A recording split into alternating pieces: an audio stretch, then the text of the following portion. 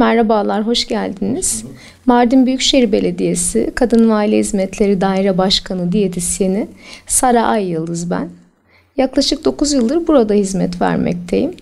Birçok hem klinik anlamda danışan, beraberinde projelerimiz, eğitimlerimiz, üniversite öğrencilerine staj eğitimlerimiz, keza seminerlerimiz her zaman devam etmekte. Bu anlamda Büyükşehir Belediyesi Kadın Aile Hizmetleri olarak çok güzel projelere imza atıyoruz. Ya bir kere hem çocuk olsun hem yetişkin olsun kahvaltıyla güne başlamadığımız zaman 1-0 yenik düşüyoruz maalesef. Çünkü kahvaltı vücudun çalışması için, hayati fonksiyonlarımız için bir binanın temeli gibi düşünün. Şimdi çocuklar kahvaltı yaptığı zaman hem moral motivasyon hem de bilişsel fonksiyonları aktif olacaktır. Derslerde gösterdikleri başarılar artacaktır. Bu noktada kan şekeri seviyeleri düzenlenecektir. Çocuklar eğer sağlıklı gıdaları tüketme noktasında anne babayla çatışıyorlarsa çocuğa çok baskı yapmadan sevgiyle yaklaşarak mutlaka bunları yedirmeliyiz. Mesela nasıl bir şey? Şimdi çocuk haşlanmış yumurtayı sevmeyebilir. Biz de ne yapabiliriz?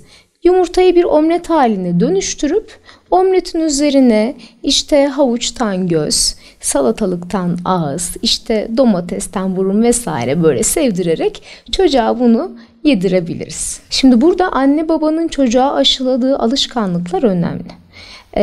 Bu da alışkanlıkların yanı sıra çocuğun okula gittiğinde beslenme çantasında anne babanın tabii ki de ekonomik durumlarına göre doğru besinleri ilave etmesiyle alakalı bir durum.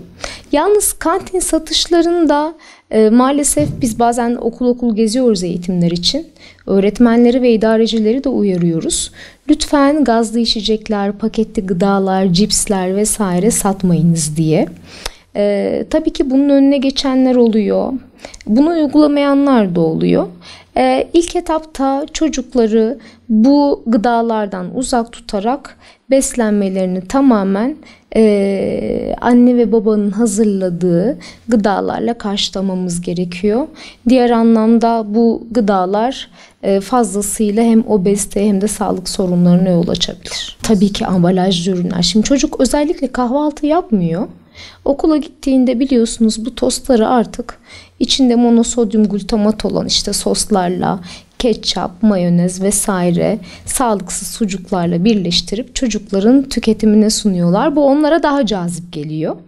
Ama anne baba işte tam tahıllı bir sandviç, beraberinde işte evde yapılan sağlıklı bir tostla beraber çocuğu gönderirse zaten alışkanlıklar temelden alıştırılırsa hiçbir problem kalmayacak ama öğretmenlerin de bu noktada her zaman çocuklara bunu aşılaması lazım. Yapılan araştırmalarda özellikle omega 3 tüketimleri, ondan sonra abur cuburdan uzak durarak besin tüketiminin gerçekleştirilmesi stres seviyesinin azaltılmasında etkili olduğu söyleniyor.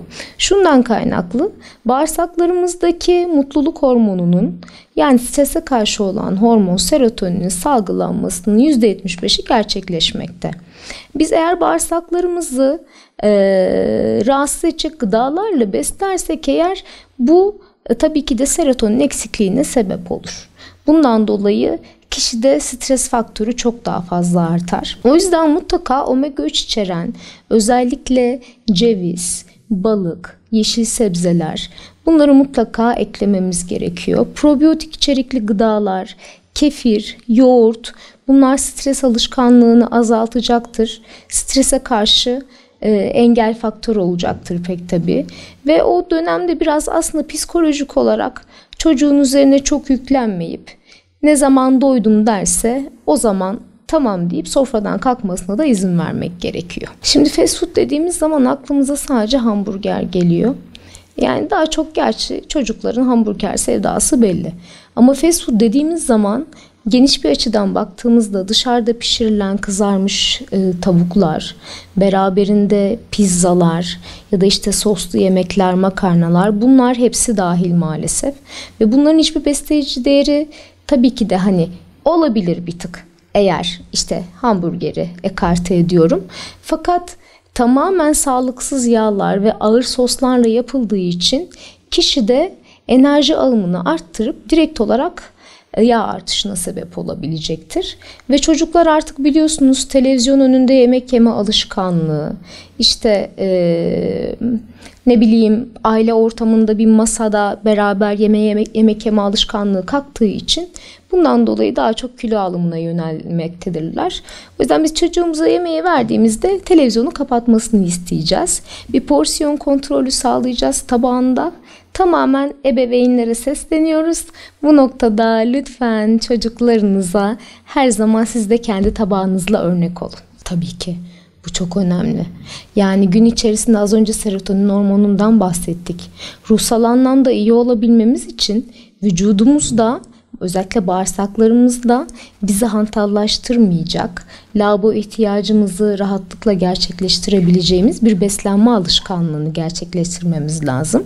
Bunun için de tamamen ev yemekleri kültürüne yönelmemiz gerekiyor.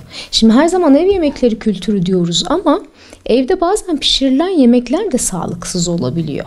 Mesela aşırı derecede gereksiz miktarda yağlı olan yemekler, işte anne ben bu yemeği sevmiyorum diye çocuğa her gün patates kızartması yediren anneler, bunları da aslında bir fast food kadar zararlı faktör olarak görebiliriz. Bu stres faktörünün olmaması için biz ne yapacağız? Tekrar bir öğün düzenini sağlayarak, aile ortamında bir sofra kültürünü yaygınlaştırarak, çocuğa tabii ki de sporu aşılayarak biz her zaman bunu minimize etmeye çalışacağız. Bu da anne babaların elinde. Bilinçli anne babalar eğer bunu kendileri halledemiyorlarsa lütfen bir sağlık profesyoneli, bir diyetisyenin yolunu ya da psikolojik olarak bir problem varsa bir psikoloğun yolunu tutarak kombine bir tedaviyle biz tabii ki de çocuğa iyi gelecek bütün her şeyi yapmaya hazırız bu noktada. Çok teşekkür ederim güzel sorularınız için. Biz her zaman çocuklar için buradayız. Ayrıca okullara gidip verdiğimiz eğitimlerde sağlıklı beslenmeyi aşılıyoruz. Onlar da bize söz veriyor. Buradan da seslenelim, sözlerini tutsunlar. Umarım sağlıklı nesiller yetişir. Bir kişiye ulaşırsak 1000 kişiye ulaşırız. Bu da bizim için kâr.